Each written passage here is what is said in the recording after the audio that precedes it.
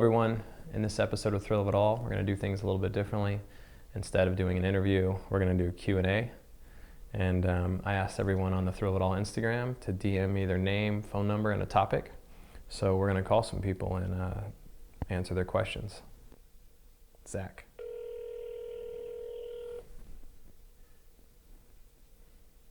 Hello?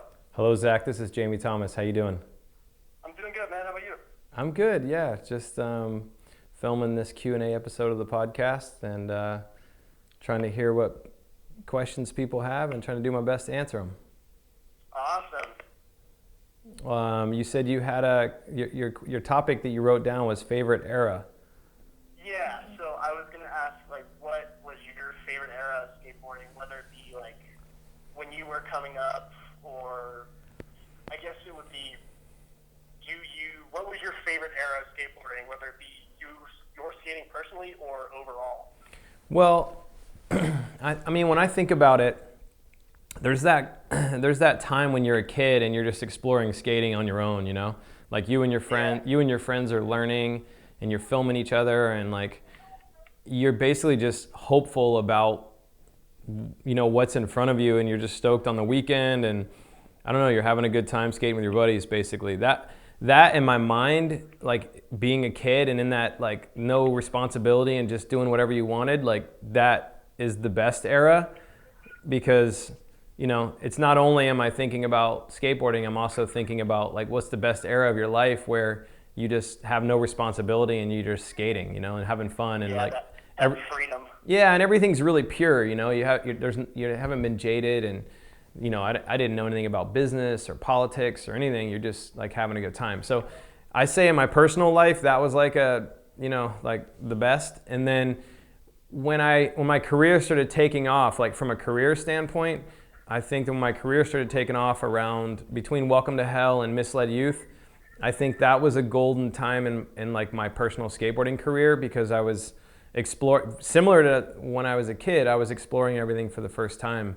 And learning tricks and learning how to put together video parts and learning how to make videos and just that whole process with the team in the early days was very similarly innocent to when I was a kid, except it was my first kind of my first time making parts and building teams, and that 3-year gap from 96 to 99 I think was probably the golden era of skateboarding for me in the sense that it was very similar. I didn't have that much responsibility. I didn't run brands yet. I kind of ran Zero, but the guys at Tumieto helped me out a lot. So all I had to do was make the videos and make graphics. So I think that era was really special. Is that kind of what you were looking for? Yeah, man, you hit the nail on the head with that question. Okay. Well, yeah. Well, thank you for calling, man. I appreciate it. Yeah, dude. Thanks for answering my question. Yeah, DM me your address and your shirt size, and I'll send you a T-shirt. Definitely, man. I'll do that. Thank you. All right, man. Take care. You too. Bye. See ya. So we put some boards on the wall, and we're about to call our next person. It is legendary pro snowboarder Jeremy Jones. He sent a DM about pushing through injury, so we're going to give him a ring.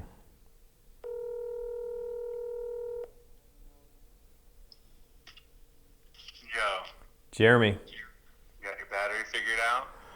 We did get the battery figured out. So I called Jeremy earlier and our battery died on the camera. So us being the amateurs we are, now we have a new battery and we have Jeremy Jones on the line. And back in action. We're back in action. How you doing, man? I'm good. Stoked you're doing this thing, dude. Got me excited when I first read about it. Thank you, man. I think I said this before the battery died. I really don't know what I'm doing, so it's kind of exciting just exploring a new space.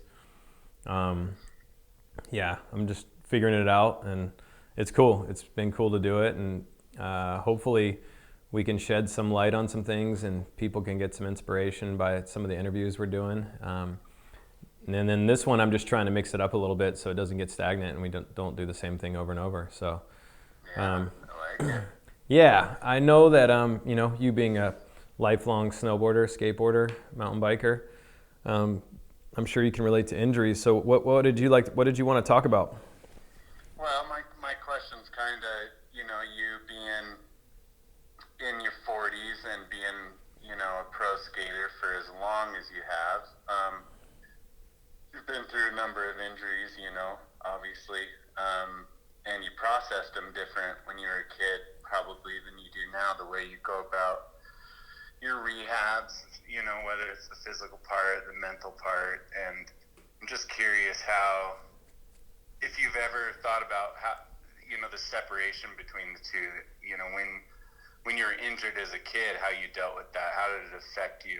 And does it, is it harder now, or is it easier now? Have you figured things out, or is it a mix of both? Does this make any sense? It does make sense. So let me just, I'll give my perspective of, injuries when I was a kid. First off, you're so like resilient and like rubbery as a kid that injuries don't happen as often. It basically, the first injuries were like heel bruises and sprained ankles, maybe a sprained wrist or a palm bruise, but they were pretty minor because you bounce back so fast. And I think you're so flexible that, knee injuries didn't come till later. That was kind of my knee blowout in '99 was like my first real injury that like just leveled me and took me out of skating altogether. And I had to like put together a plan of how to come back. Before that, it was like, you wait a month and then you're back skating again. And, all you got to do is just figure out something to do for the month you're down, and that's all good. You don't, I never really even processed it mentally. It was just kind of like, go stay busy doing something else for a month, that was as simple as it was. Never did any rehab, never did anything to come back from injuries, before I was... Just waited. Yeah, just waited. Like before I was probably 25, I think. I never did anything. Never even entered physical therapy, never had anything. But in '99, I guess I'd have been 25 in '99. I broke my wrist, I broke my scaphoid on a Europe trip. And that was the first one that I actually had to do a little bit of physio on to kind of get my wrist working again. And as soon as my wrist was working and I was back to skating, I ended up blowing my knee out with a wrist brace on. So it was like back to back. And I jumped a big double set, like it's that one, I don't know if you saw it, but Ryan DeCenzo had a My War kickflipping it not too long ago. Yeah, that thing's massive. Yeah, so I tried to ollie that in '99. Me and Andrew Reynolds actually tried it around the same time period, or the same couple of days. But at any rate, I tried to ollie that, and it was really windy. Kicked out late, ended up putting my foot down late, sprained my ankle, and then blew out my knee because I didn't get my legs underneath me in time and landed in this awkward position. But long story short, blew my knee out, and that injury, like I fractured my femur, fractured my tibial plateau, and blew my, tore my ACL, blew my MCL, meniscus, like the whole nine, like all the, stuff. And that one was so severe that it like stopped me in my tracks. Obviously to get your ACL fixed, you have to have surgery. So I had the ACL surgery, and it was just like therapy was just part of it. Like you had to plug into therapy. I even had to go to physical therapy before surgery because, when you make the appointment, in the beginning, you don't really know how to do it. And you kind of like, I went to see a bunch of different doctors, and I ended up making an appointment for like a month out. And then I went to physical therapy for like a month, just trying to get mobility in my knee before the surgery. They all told me that if I went to physical therapy before surgery, that when I got the surgery, I'd bounce back faster. And that definitely is true. I've done that multiple injuries now, but at any rate, that one was so big because I couldn't walk, I couldn't do anything until I got surgery. And because of that, it was very obvious that I was gonna have to like really focus on getting through it. And and I'd heard stories about ACLs taking people out, and at the time there wasn't a lot of people that were very vocal about that injury. And I don't know, it seemed like it, and even a way to access that information. Yeah, as well, right? Yeah, totally. I knew a pro surfer, Chris Malloy, that was getting into filmmaking, but I knew him, and he had torn his ACL like a year before, and I was just one day talking with him about his injury, and at the time I didn't have any injuries, and then like a year later I ended up blowing my knee out. So he was the first person I called, and then he gave me advice on a doctor, and the doctor helped me out and got me into surgery, and we did the surgery, and then I was in physical therapy, and it was probably one of the toughest times of my life, kind of going from skating all the time and being carefree to like really trying to diligently focus on getting to physical therapy, 3 days a week. And then mentally, the mental recovery was tough because, usually before that it was like a month or two you were out at the most. Now I was going to be out for 6 to 9 months, like pretty much guaranteed. And that is, along with the fear of never being able to skate again, I just wanted to do everything I could to ensure that I was going to be able to skate and I was going to be able to continue on with a career. So I got hyper focused on physical therapy, and then got, really into doing whatever I could do physically to give my mental state some reassurance that it was going to be okay. Around this time, a lot of things were changing. We were taking Zero onto its own out of Tomieto, and I was getting involved in business. The Tony Hawk Pro Skater 1 video game was coming out, so I had plenty to do, but it still wasn't that easy. It wasn't like I just filled my time for a month. It was like 6 months of focusing on an injury and trying to do everything I could to make sure I was going to come back. So that's the difference, I think, from being a kid and just waiting to as you get older and having major injuries. It's basically like the more major the injury is, the more you have to focus on it, and the more mental, almost mental therapy. Like it's kind of like 2 in 1. You got to build your confidence back. You got to, but then after I did that, I was like, man, if I ever tear my ACL again, I don't think I can do it. I don't think I could go through that all over again. And then like 3 or 4 years later, I tore my ACL, probably 3 years later, I tore my ACL again the second time. And I was like, bring it on. I already know what this is like. I know what it takes, and I'm ready. I'm down. And I remember the next time it being like, it was like something was wrong with my car. I called my doctor and was like, hey, I'm pretty sure I tore my ACL again. Can you schedule me for surgery? He scheduled me for surgery without even me coming in to get a diagnosis. So he put the date on the books, and then I went in, got the diagnosis, got the MRI, and he's like, yep, your ACL's torn again. Like, you're already set for a date. We're waiting on the cadaver ligament, and go to therapy for the next 2 weeks before surgery. And and then it was like protocol. I already knew what to do. I knew how to do it. I was mentally prepared. I had the mental threshold and the mental strength to pull through it. And that time it was so much easier. Going back to physical therapy, going through the exercises, going through the drill. I was seasoned in it. Yeah, that first round kind of set the stage for anything coming your way. It did, and I remember that's so rad. I remember the first one being so tough, like such a tough thing to get through. But when I finally got through it, there's a few things that happened. One, my appreciation for skateboarding was so high. I just wanted to roll. I just wanted to, like, an ollie or a roll, or just to feel pumping or cruising. I know that sounds lame, but I just remember wanting that just simple skateboarding so bad. Like, it was such a part of my life for, 15 years or something, and then all of a sudden it was just gone, and in waiting 6 months. So anyway, I remember getting through that and just getting over that hump, it being a really big deal. So I think that's the difference. Nowadays, I think that, in my 40s, I think that maintenance is the most important, and then risk management, only trying things when you feel good for it. I had a minor knee surgery last year, but it was kind of more wear and tear. It wasn't like one major injury, like a blowout. My last knee blowout was in the early 2000s, so it's been like a solid 15 years since like the real major injuries. And I think that a lot of that has to do with, I don't take as many unnecessary risks. I'm like way more calculated with what I do and when I do it. Sure. If I don't feel right, if it doesn't feel like I'm prepared, I come back. I used to just huck at everything, just jump on everything regardless of how it felt. I was just like, don't be a bitch, just jump on it. And then nowadays, I make sure I prepare. If I want to do a trick, I go practice that trick for a while. I process it, I mentally prepare, I physically prepare, and then when I go to the spot, I know that I've put in the time, I know I've put in the work, and I'm ready for it.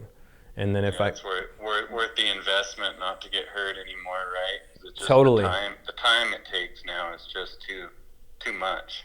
Yeah, 100%. It's not it's the time, but it's also like as you get older, you just realize that, you know, it's not worth it. It's not worth that, like, no single trick or no single clip, you know, the feeling that comes with making that one trick is not worth being down for 6 months. I mean, I don't know. So if you can avoid it, like, by all means, I try to avoid it. How are you doing, by the way? I know you had, you know, the avalanche and you had a snowboarding accident and you're recovering from 2 broken legs, right? Yeah, no, I'm good. Just same thing. Like, it's long, you know. I'm 40 plus, and same thing. Just, you know, it's been a long one for me, like 14 months now, and I'm just starting to, you know, 2 surgeries in, and now things are starting to actually hold. But it's hard, you know. It's hard doing 10 months of work, getting surgery, and then it's like zeroing you out again, you know. So it really just becomes a waiting game, like you said, and just a mental thing. If you can hang in there long enough, you know, the physical work I can do. I don't mind diving into the physical work and the rehab and things like that, just because you learn it over the years how to deal. But the brain's hard, you know. It's hard to sit. It's hard to wait. It's hard to just keep pushing. And like you said, sometimes, you know, there comes a point, I would disagree with you sometimes a little bit, or at one point in my life, that the trick is not worth 6 months of being out, because sometimes I felt like it was, you know. but now it's starting to go away, where I'm like, okay, the trick isn't worth the 6 months of being out. And so yeah, now that sort of process comes into play before I try anything, for sure. But there was a time where the trick was probably the most important thing I could think of. You know? I would agree with you. And when I talk about that mindset, I'm talking about, like, now. That's how I feel now. Yeah. Like Sure. Right now, I think that both of us are in the, like, extra credit or, like, the cherry on top part of our careers. Like, we can stop and we would have had full careers. So Right. At this point, it's more about just, like, finding that fulfillment and finding those small challenges that connect us to our past and connect us to who we are as people. And, you know, and we kind of keep feeding that side of ourselves that, you know, is looking for that challenge, or, like, looking for that project to be involved in with your peers. Like, that's part of what connects us to what we love. And Absolutely. And I want to continue to do that. And that's why I say the single trick is not worth it. Like, I step down from tricks on a regular basis now. I used to not step down from anything. Like, very, very, very rarely did I step down. Now it's like, if it doesn't feel right, if the run-up's not good, if there's anything that spooks me, I'm like, you know, yeah, there's no expectations on me. I don't have to deliver anything. So I just wait for the times to feel right and for things to feel good, and I do it. And That's so dope. I mean, the downfall of that is that I get way less tricks on film. But again, I mean, the expectations for me in my 40s, like, most people aren't even still going in their 40s. So for me to do anything, I just have to keep reminding myself that, you know, just keep skating and keep pushing yourself in whatever way feels natural, and, you know, do the best you can and try and put something together that's worth watching, you know. And that's kind of where my head's at. So, but I would agree with you. I mean, and Welcome to Hell, Misled Youth, those old videos, like even Dying to Live, that trick was everything. My whole world revolved around whatever it is I had in my mind that I wanted to do. And what a cool time too. Like, I mean, just for anyone, you know, anyone going through, you know, their sport where they're trying to, I don't know, not sport, I guess, but tricks, you know, skate tricks, and just what a cool process, just to have that feel like it's everything. I mean, you remember what that felt like. For sure. I mean, and I see it with our younger guys now. Like, they're in that moment in their lives where, you know, all they have is now. You know, like, So dope. You don't have anything, you know, more. So, Well, awesome, Jeremy. Thanks so much for calling in, or thanks for sending in the question. It was great to talk to you about it. This could have been just a conversation that you and I had. Like, we probably already have had similar conversations in the past, but I appreciate you reaching out, and also appreciate you following the Instagram, and hopefully the podcast doesn't suck. No, I'm looking forward to it. Looking forward to the launch, and always been a big fan, and always looked up to your skateboarding and you as a person, and you as the chief. So my biggest respect to you and skateboarding, and good luck with all this. I'll be watching and listening for sure. All right. Well, thank you, Jeremy. I hope the rest of your injuries heal well and you're back on the slopes. And I appreciate it. I'm trying to actually get back out there. I went snowboarding over the Christmas holidays for the first time since 1993. Yeah, dude. And the reason is my family's dragging me out there. All the kids want to learn to snowboard. My wife wants to learn to snowboard. So we've been three times now. So I love it. Well, yeah. Get at me. Yeah, I will, man. All right. Well, thank you, Jeremy. It was great to talk to you, man. I'll talk to you soon. All right. Take care. It easy, Jamie. All right, bye. We're calling Alec. Hello? Hello, may I speak to Alec? Hi, this is Tim. Hi, Alec. This is Jamie Thomas. Dude, it's so sick to talk to you. I met you at the fucking Northside Zero signing. Oh, okay, cool. You live in Virginia? Yeah. Sick. Yeah. What's your home shop? Cardinal. All right. Right on, man. Yeah. Well, what's your question? What would you like to talk about? So what's it like being like a full-time pro skater and like trying to be a dad too?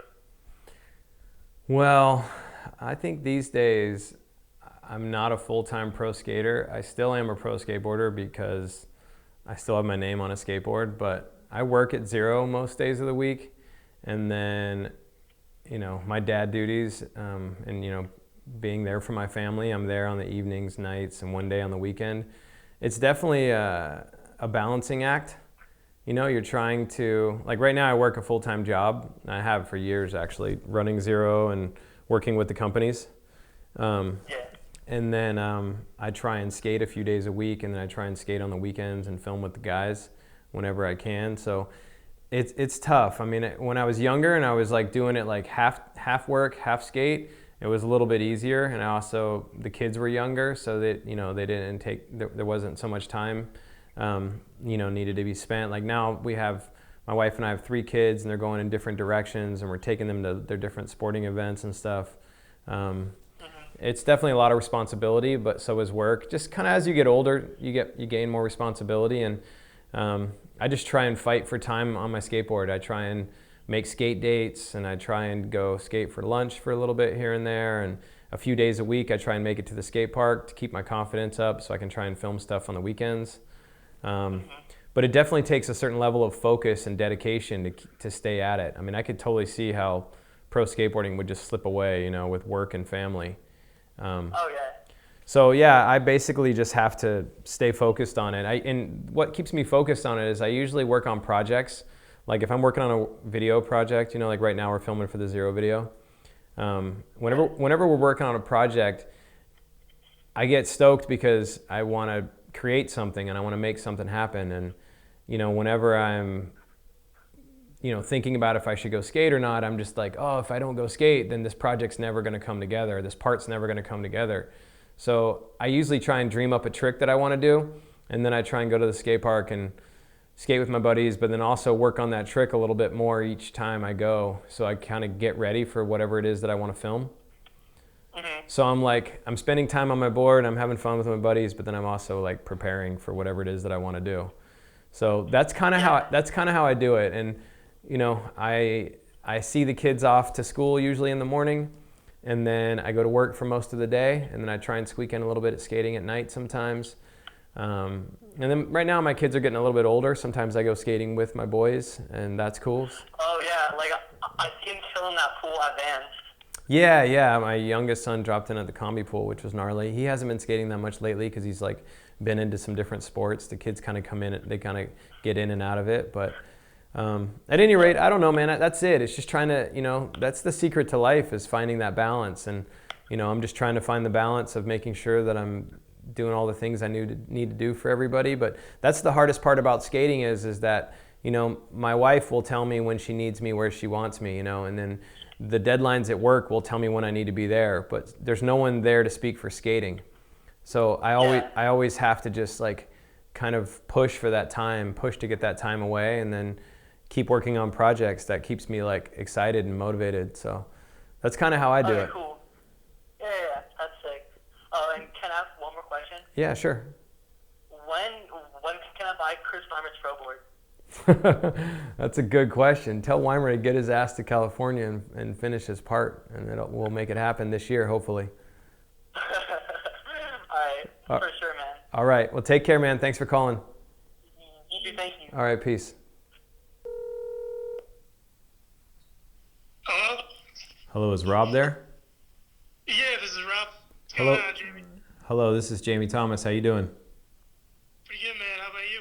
I'm good. Had a long day over here. We had some technical difficulties, but we're back up and we're doing it. Awesome, man. Excited to talk. Right on. What do you want to talk about? So, being that I started skateboarding a long time ago, before Instagram, social media, all that, really my first experience seeing, like, professional skateboarders or, like, anything real deal was actually the Tony Hawk's Pro Skater video games. So I was always super psyched on those. And I was wondering, for you being a part of that, like, what was your favorite thing about, those days and that whole experience? And what did it do for your career and for your life in general? Well, the funny thing is that before that video game, I was so focused on making video parts and running zero, and I was really opinionated about the way I did things. So I wanted everything to be like small and pure, and it was a trip. I almost passed on the game until I heard who all was going to be in the game, and I was actually the last person in Tony Hawk Pro Skater 1, because I was basically like holding out, thinking that it was going to be lame, and it was going to be like, I don't know, in my head I imagined it like Walmart video games, like I just imagined A little too corporate. Yeah, I just imagined the worst case scenario. But then I actually went up and saw the game and was just blown away by how good it looked. And then the list of names that was in the game, I realized that I would have been stupid to not be a part of that group. So anyway, I did it, and I didn't really think about making any money out of it or anything. I just kind of thought it was, a cool opportunity to be in a video game, with some of the gnarliest names in skateboarding. So and then also, it was kind of cool. Like they basically have like a cartoon character of yourself, you know what I mean, that talks and does tricks, and you get to like pick what kind of gear you want on them, and you could put boards, whatever graphics you want in the game. So all that stuff was pretty cool, and then playing the game, like I got asked this question earlier, but right when the game was coming out, I actually ended up blowing my knee out and was on the couch for 3 months or so, or a couple of months, and right when the video game came out, and I just played it so much, got super into it, and I was like working with the programmers because they were still like beta testing the game and like figuring it all out, and I was giving them feedback on the game, and I started like playing it at the level that they were playing at, because I was just pouring like 10 hours, 12 hours a day into the game. And I actually, started kind of setting some records, even with some of the creators and the guys who wrote the game. And because I was so into it and I was so involved and I was giving them so much feedback, I feel like they juiced up my levels and they like made my rail balance really good. And like my character in the first 2 games, for sure, you could beat the game with my character easier than the rest. And I didn't really realize the impact that had. But, once people figured out that my character was slightly better than the other characters from performance, people played with my character more, and then it helped my popularity and helped my career because people knew my name because the character was good. And Crazy. it is crazy, and I didn't know that. I didn't kind of realize that for a few years.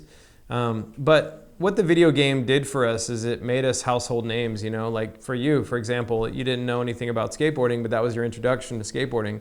And you now knew this list of names that were the skateboarders. And to be in... Yeah, man. Sorry, like go. after that, I went out and the first videos I bought after playing the game was I went out and I bought Dying to Live and I bought Sorry, both at the same time. Because like you and Jeff were in the game. Cool. Yeah, those were good times, and that would have been around Tony Hawk Pro Skater 2, I think, because one was around one was right after Misled Youth. Yep. Yeah, so maybe 2 or 3, but anyway, yeah, those were amazing times. And then, you know, I didn't really expect any money from it. Obviously, I knew we were going to get paid, and I think that the minimum was like 10 or 15 grand, which seemed like a lot of money at the time. But over the time, those games were selling like crazy, and they were putting a new one out each year. So for 4 years, we all made good money, and it helped me, you know, start the distribution company that distributed Zero, and then it helped me kind of like, you know, pay for all the first computers, and, you know, helped me put some money into a house. And it was obvious. It was a big start. It was like equal to my shoe salaries at the time, maybe a little less, but it was a really big thing, and it really helped support my career. And I can't thank Tony enough for asking me to be in the game, and it was a good time, man. That's awesome. Awesome, man. Well, anything else? No, I think that's all I got, really. All right, man. Well, thank you. I appreciate you sending in your question, and thanks for your time. Yeah, awesome to talk to you, man. You too, man. Take care. Hello, this is Pete. Hello, Pete. This is Jamie Thomas. How you doing, man? Pretty good. How's it going? Good. All right. Is this the first podcast? No, we've actually recorded about 7 interviews, but I wanted to do something a little bit different and kind of give people a chance to ask their questions. Sounds good. All right, man. What's your question? Well, I'm always curious about what maybe your morning ritual is. Just as simple as, what do you have for breakfast typically? What time do you get up? Is it different for a day where you need to prepare to skate versus a business day versus a day with your family? Does traveling throw that off? Are you able to maintain it? Just sort of what's your morning ritual? That's a very good question. All those things that you said do make a difference. So I would think that my average day would be a day of me doing the things that I want to do. So I get up at about 6, a few minutes after 6 maybe, and I help my kids get up. I help them get ready for school. Sometimes I make their lunch and I make breakfast. While my wife gets ready, she takes them to school, so my role is to try and help them get ready. And then I usually eat like a snack, a banana or like a bar or something, and then I go to yoga.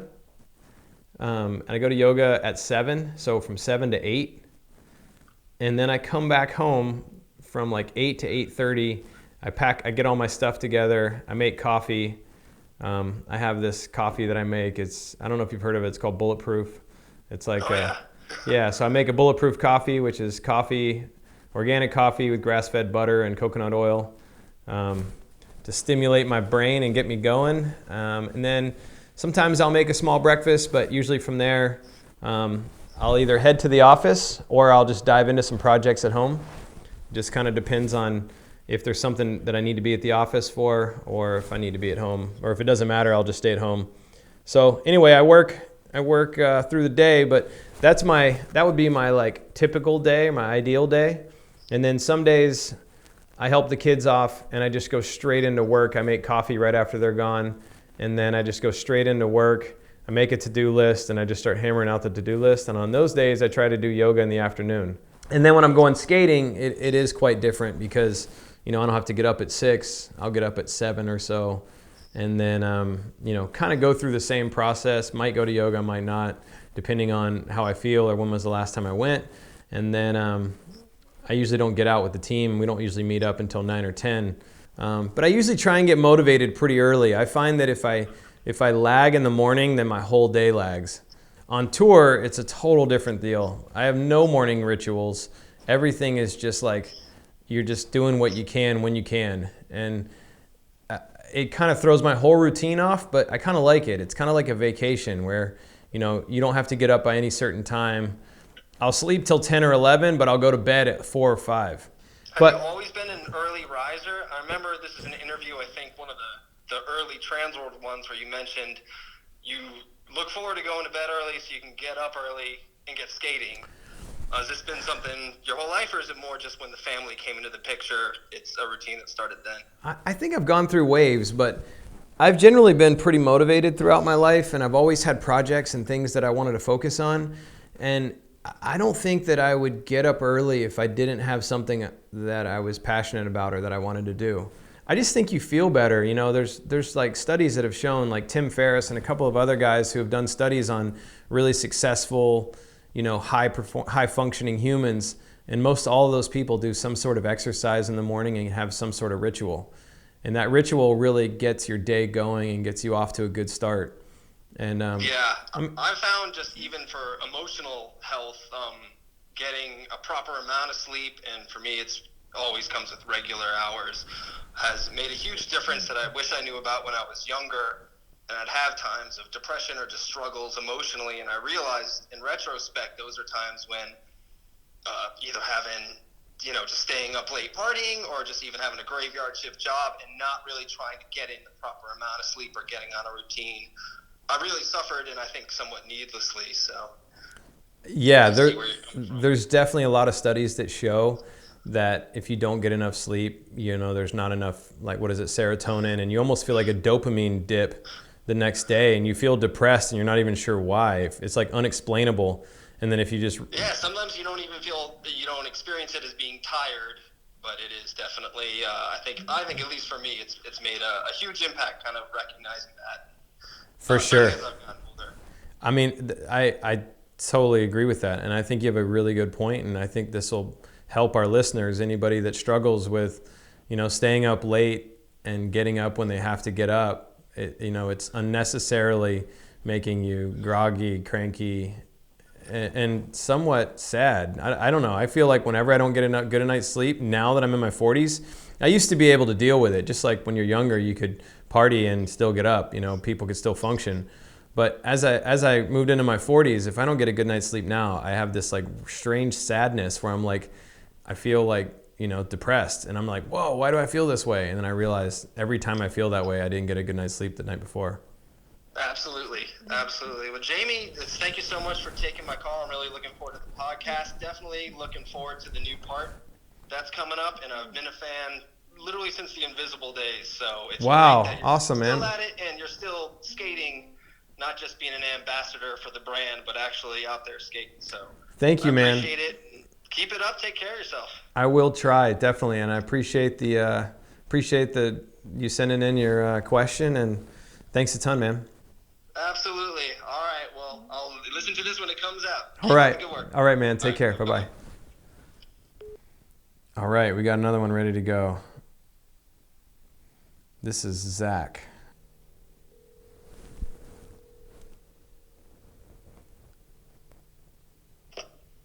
Hello? Hello, may I speak to Zach?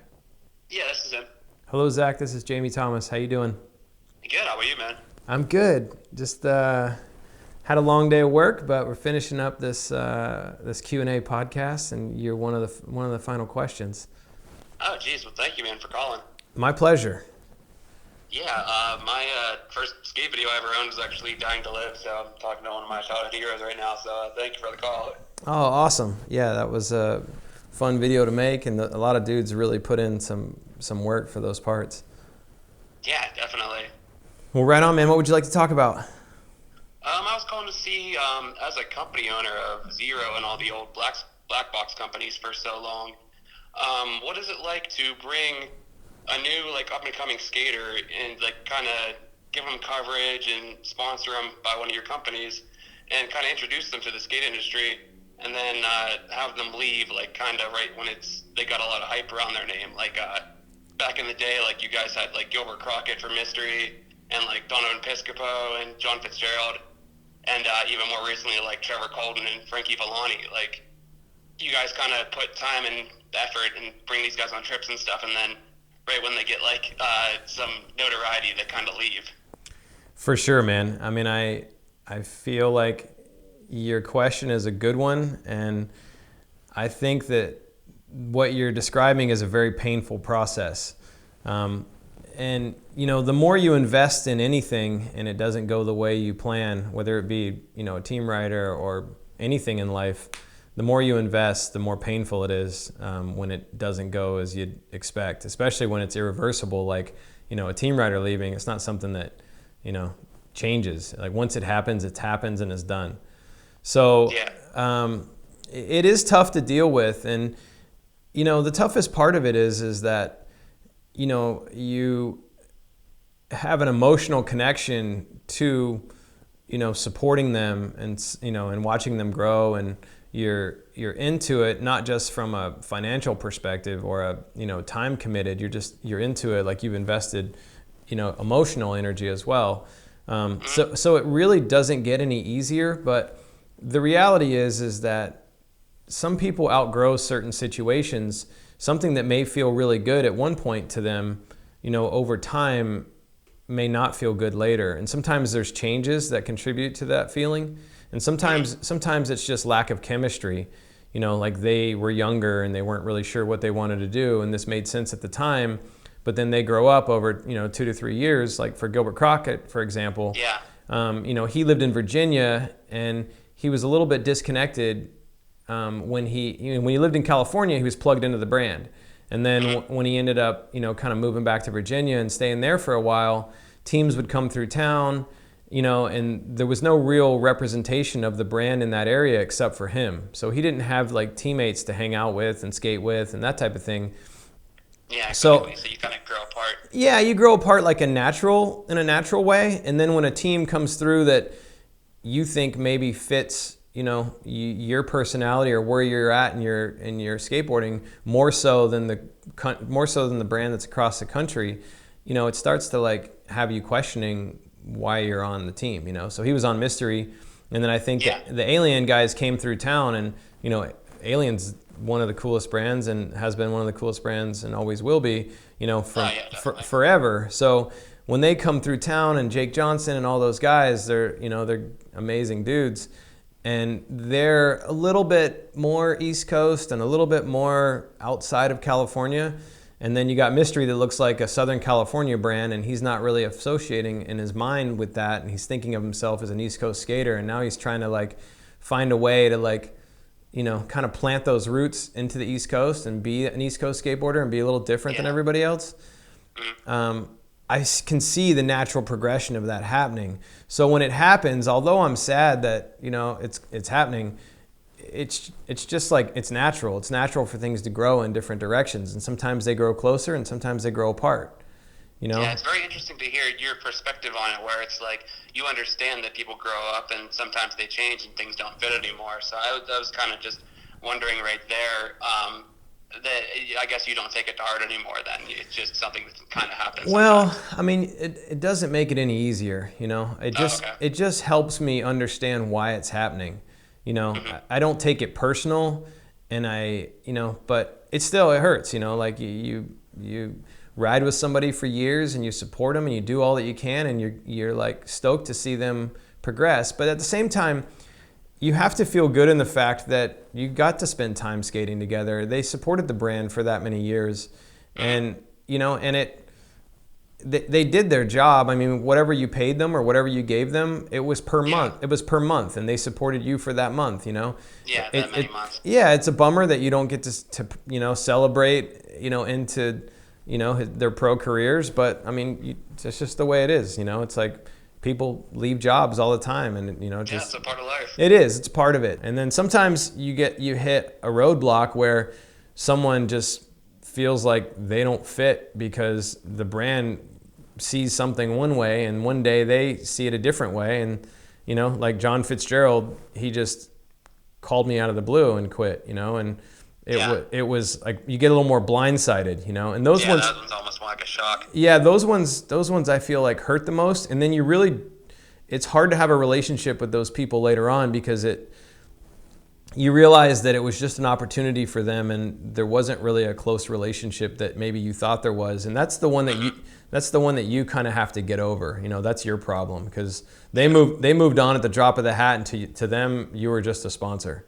You know, Yeah. and those are tougher, because you don't really get the like warning or the gradual grow apart, and you don't get that feeling of, you know, understanding what's happening. It's just like one day it's good and the next day it's not, you know. Yeah. But Yeah. in the end, you want to see people thrive and succeed, and if it's not with you, you want to see them do it somewhere else. So it's just a part of it, and you know, I don't know, it is what it is. It's not the most awesome part, but I mean, to think that you played some part in helping them out and helping them on their way, you just have to, you know, take joy in that. So It's almost like you get to be a mentor a little bit, even if they don't end up staying with you for the long haul. For sure. And generally later on, someone will come back to you and give you a high five and tell you thanks for, you know, helping me when you did, you know. And that's super rad. You can't help anyone for, you know, acknowledgement anyway. You're helping them because it feels good to do it, and that you think it'll be good for the company. And some things are going to go great and some things aren't. You know, that's just the risk you have when you start investing in people. Yeah. So yeah, man, I think that's it. That's my take on it. Yeah, thanks a lot, man. Thanks for calling. Yeah, my pleasure, man. Thanks for sending in your question, and take care. I'll talk to you soon. Yeah, catch you later. All right, Thank you. cheers. Bye. Bye. Okay, we got Derek. Hello? Hello, may I speak to Derek? Hey, this is Derek. Hello, Derek. This is Jamie Thomas. How you doing? Hey, good. How are you? I'm good, man. We're doing a Q&A podcast, and we're just calling people back that had questions. And you said you had a question about faith, so what would you like to talk about? Yeah, sure. I just was curious, you know, like, how does your faith in Christ, like, still affect what you do today?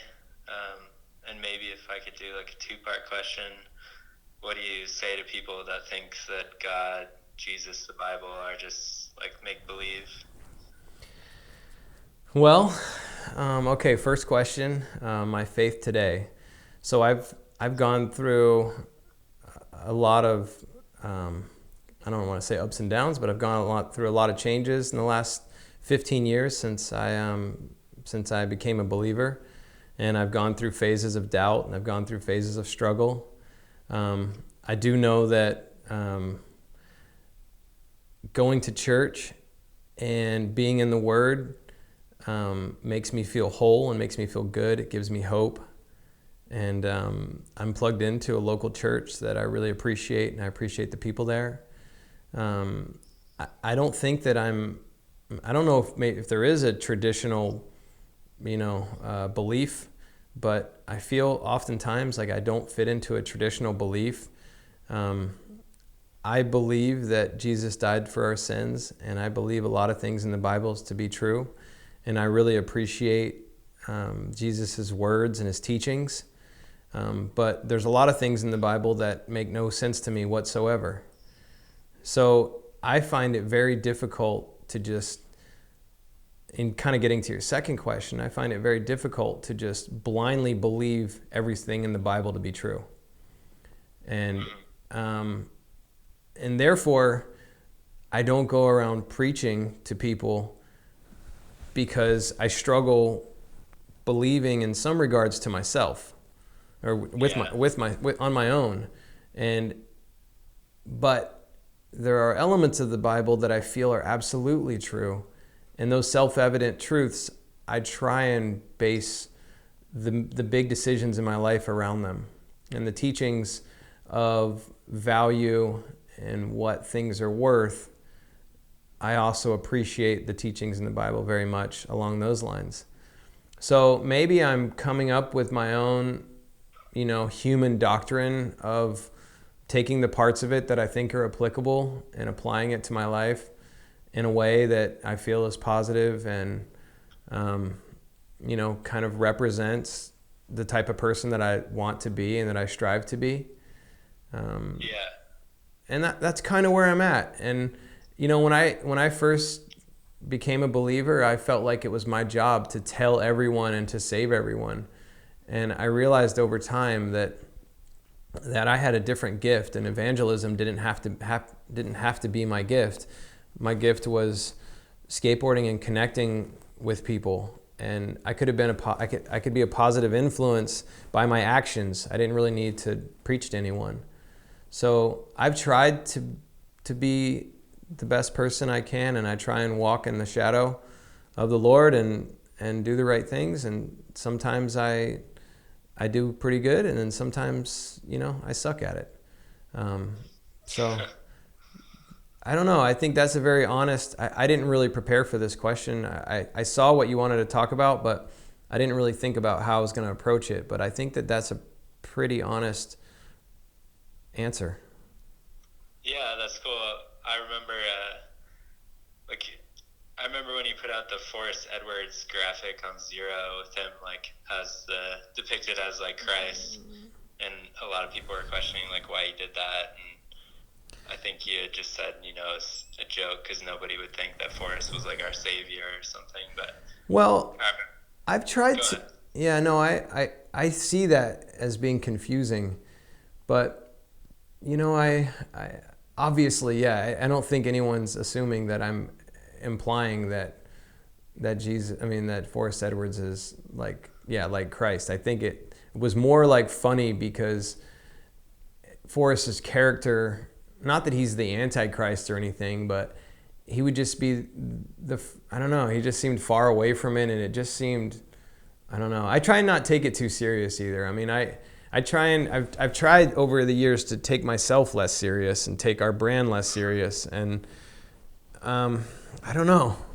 I think that I'm a contradiction sometimes, and people are, and life is, and some things make sense sometimes, and other times they don't, and sometimes you do what you think's funny or right or cool at the time, and later it doesn't seem funny, and I don't know. I mean, there's a certain level of spontaneity that I desire for the brand that I think that makes it interesting and conflicting and cool, and sometimes that doesn't always go along with my higher belief system, and I don't know if that makes any sense. I mean, all that sounded like was a bunch of circles, but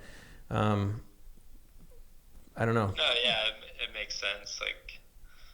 I mean, nobody is perfect, and everybody has doubts, and I know, for me, I became a Christian a few years ago after being borderline atheist for most of my life, and I still have doubts, and there's things in the Bible that don't make sense to me, just reading them on a surface level. But a quote that I always liked is that there's seemingly paradoxes in the Bible, but nothing that's irreconcilable.